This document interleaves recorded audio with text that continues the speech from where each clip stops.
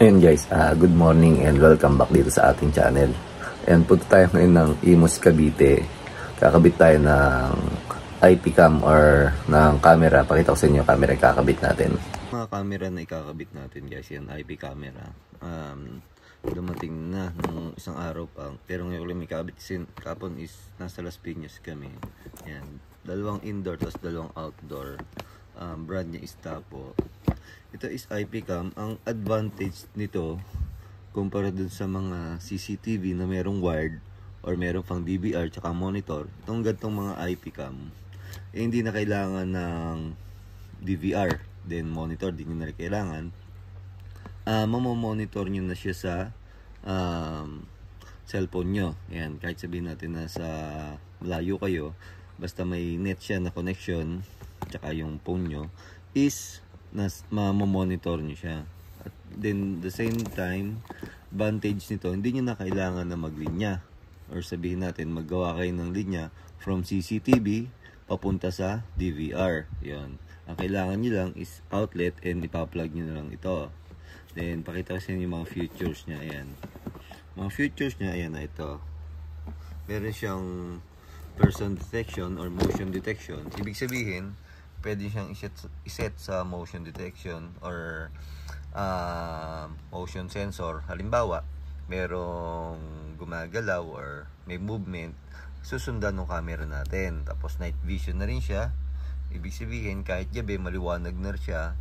Then isa pa sa advantage nito compared sa mga may sa wired, ito meron siyang two-way audio. Ibig sabihin pwede kayong magsalita through phone then maririnig sa CCTV. Kasi yung kausap nyo naman pwede siya magsalita tapos maririnig sa CCTV, marinig nyo naman sa cellphone. Halimbawa, nasa abroad kayo tapos yung kausap nyo is nasa bahay doon sa kung saan nakalagay yung CCTV. Yun, pwede kayong mag-usap through phone nyo then sa CCTV. Yun, tapos meron din siyang baby crying detection. Ibig sabihin, halimbawa is gagamitin nyo siya pangbantay sa anak nyo, tapos set nyo lang yung baby crying detection. Pag narinig niya na umiiyak yung anak nyo, yun, mag-a-alarm siya sa phone nyo or magbe-message. Tapos ayan pa, customized black zone, 1080p full high definition. Ibig sabihin, ganito kalinaw na rin yung camera niya.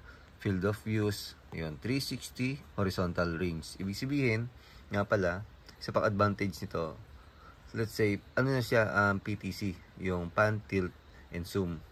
Na titilt niya siya, i-move niya siya, yun, yung 360 yung movement niya.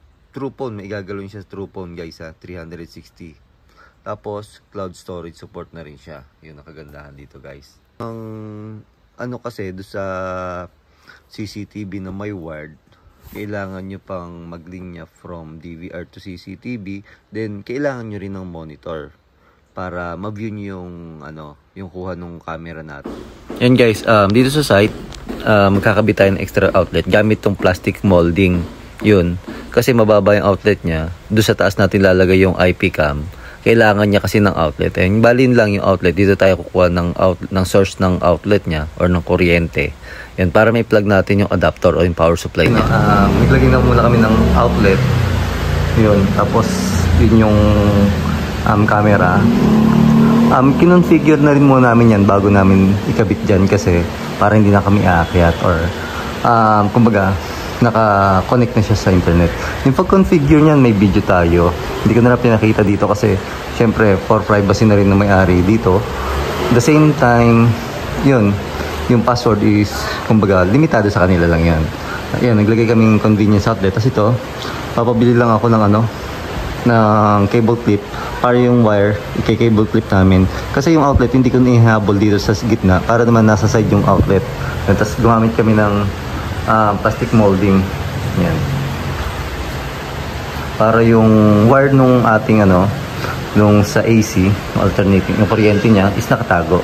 Yung lahat yan sa baba ganun din naman na yun. May outlet na rin kami nilagay, pinalusot na rin namin sa ceiling yun o. Tapos iba yung camera niya dito pang outdoor kasi yan pwede siyang maampiyasan or maanohan ng tubig mapuntahan kaya pang outdoor din namin na camera yun o. Kumbaga ang kagandahan dito kumbaga plug and play na lang may ano niya lang, outlet lang. Hindi niya kailangan maglinya papunta sa DVR.